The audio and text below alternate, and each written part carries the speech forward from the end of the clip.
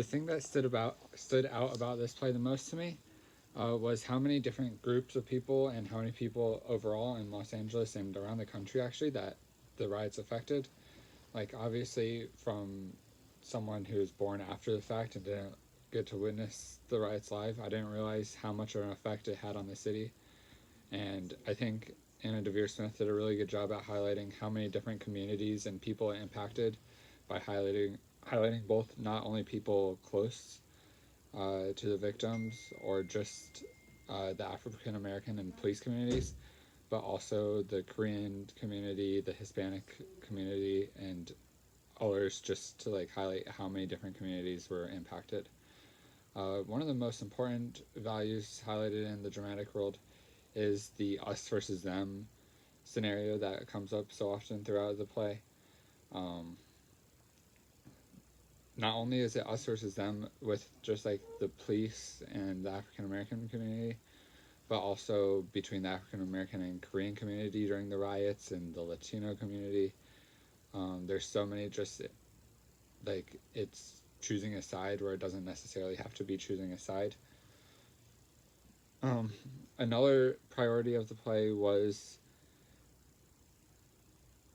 getting it was hope kind of like towards the end with the twilight.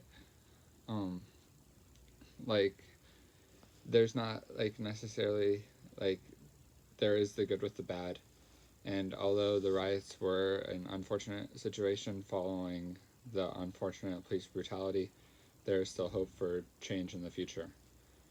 One thing I didn't realize was how many people died during the riots, so I wanted to look further into how the people died and the stories behind the deaths and injuries. And I was shocked to see how many there was. I think 10 killed by police members and 45 others at least killed due to causes of the riots. But it was interesting to see what was considered a like death caused by the riot. Like the first story I clicked on, they considered a death of someone who was strangled by a supermarket manager, strangled him over a conflict. It wasn't really related to the riot at all, but because he was going to a different grocery store than he normally did, it was considered a death by the riot.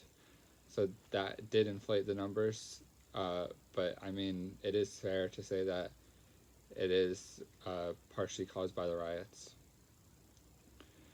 And a question for you is, do numbers like that, like inflations where it's caused by the riots but not really, inflate the numbers?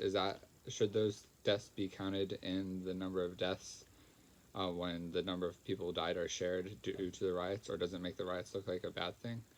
And also, uh, what are some reflections and parallels you see to the riots now?